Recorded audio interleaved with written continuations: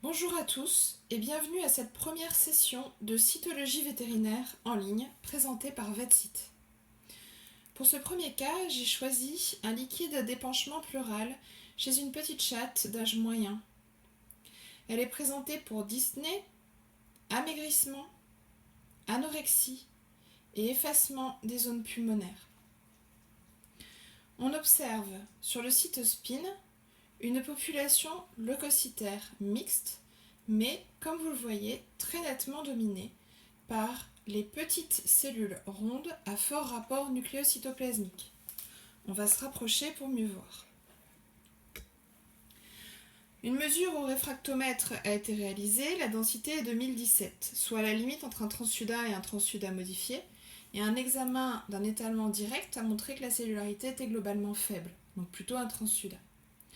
Ici, c'est un cytospin, c'est-à-dire une concentration des cellules qui a été réalisée par centrifugation avec une machine spécifique qui permet de conserver la morphologie des cellules.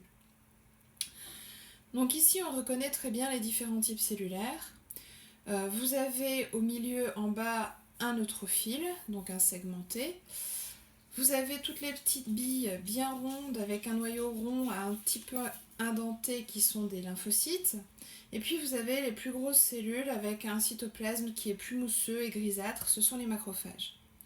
Toutes les petites cellules grises sans noyau, ce sont des globules rouges tout simplement. Ensuite, les zones plus floues, rosées que vous voyez sur le fond de frottis, ça correspond à des cellules lysées, que ce soit une conséquence du prélèvement ou autre. Donc quand on se promène sur la lame, on voit que partout on a vraiment cette prédominance de cellules lymphocytaires avec quelques macrophages et quelques neutrophiles. Ces lymphocytes, ils sont petits. Donc on utilise le neutrophile comme élément pour mesurer le diamètre, sachant qu'un neutrophile, ça mesure entre 10 et 12 microns de diamètre. Donc ici, on a des lymphocytes de petite taille, probablement matures, et donc un lymphome est assez peu probable ici. Même si les lymphomes à petites cellules existent, et si on veut sauter le doute, on peut faire un test de clonalité qui, en amplifiant le matériel génétique des lymphocytes, permet de dire si on a une population monoclonale, plutôt néoplasique, ou polyclonale, plutôt non néoplasique.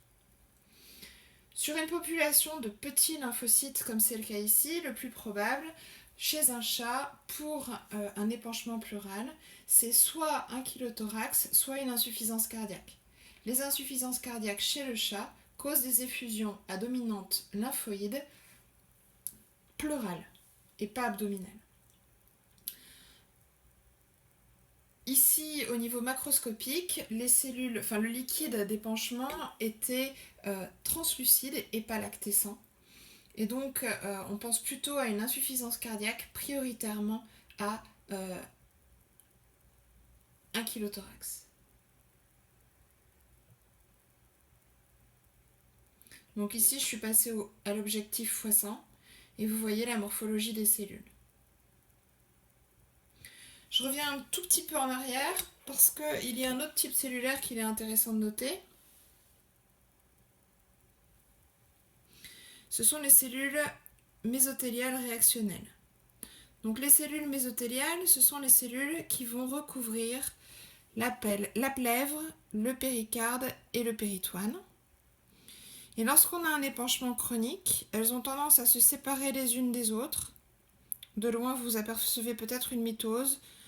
Ce sont probablement des cellules mésothéliales en cours de mitose. Voilà, là j'en ai une que j'essaye de centrer, que je vais vous rapprocher.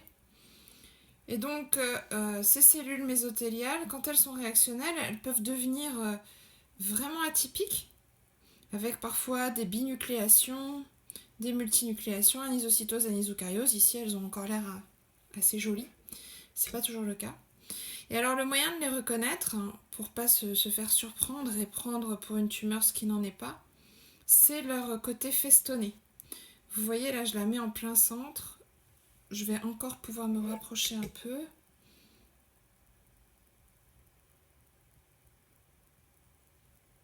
Et vous voyez ce côté vraiment très festonné du cytoplasme qui est caractéristique de ces cellules mésothéliales.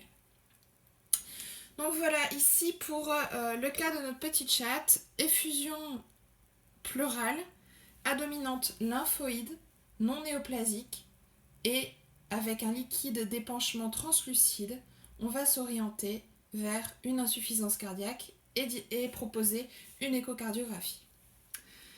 Je vous remercie pour votre attention et vous donne rendez-vous très prochainement pour de nouveaux épisodes de Cytologie en ligne. À bientôt!